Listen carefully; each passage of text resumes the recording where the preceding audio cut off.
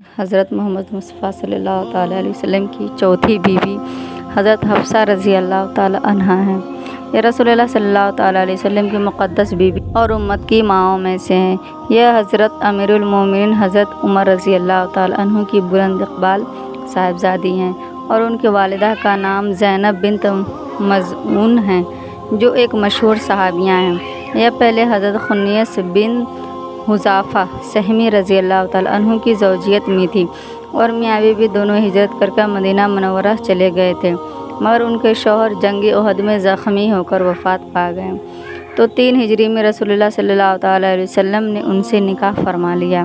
یہ بھی بہت ہی شاندار، بلند ہمت اور سخی عورت تھی اور فہم و فراست اور حق گوئی و حاضر جوابی میں اپنی والدی کا مزاج پایا تھا۔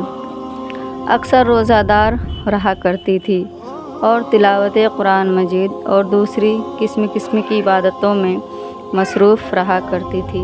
عبادت گزار ہونے کے ساتھ ساتھ فقہ و حدیث کے علوم میں بھی بہت معلومات رکھتی تھی۔ شعبان 45 ہجری میں مدینہ منورہ کے اندر ان کی وفات ہوئی۔ حاکم مدینہ مروان بن حکم نے نماز جنازہ پڑھائی اور ان کے بھتیجوں نے قبر میں اتارا اور جنت البقیع میں دفن ہوئی۔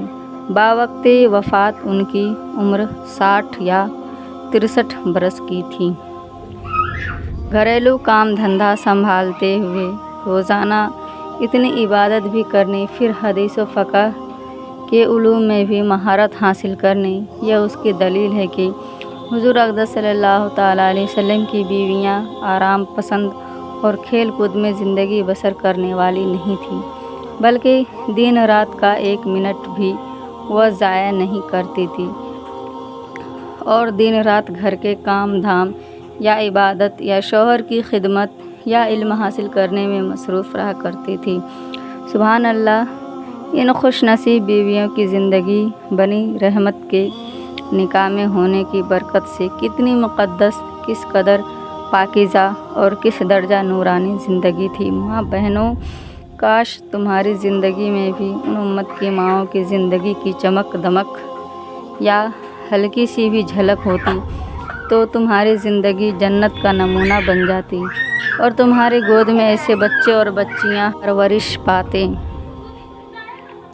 جن کی اسلامی شان اور زاہدانہ زندگی کی عظمت کو دیکھ کر آسمانوں کے فرشتے دعا کرتے اور جنت کی حوریں تمہارے لیے آمین کہتی۔ مگر ہائے افسوس کہ تم کو تو اچھا کھانے، اچھے لباس بناؤ سنگار کر کے پلنگ پر دن رات لیٹے ریڈیو کا گانا سننے سے اتنی فرصت ہی کہاں کہ تم ان امت کی ماؤں کے نقش قدم پر چلو۔ خداوند کریم تمہیں ہدایت دے۔ اس دعا کے سوا ہم تمہارے لیے اور کیا کر سکتے ہیں؟ کاش تم ہمارے ان مخلصانہ نصیحتوں پر عمل کر کے اپنی زندگی کو اسلامی سانچے میں ڈھال لو اور امت کی نیک بیویوں کی فہرست میں اپنا نام لکھ کر دونوں جہاں میں سرخرو بن جاؤ۔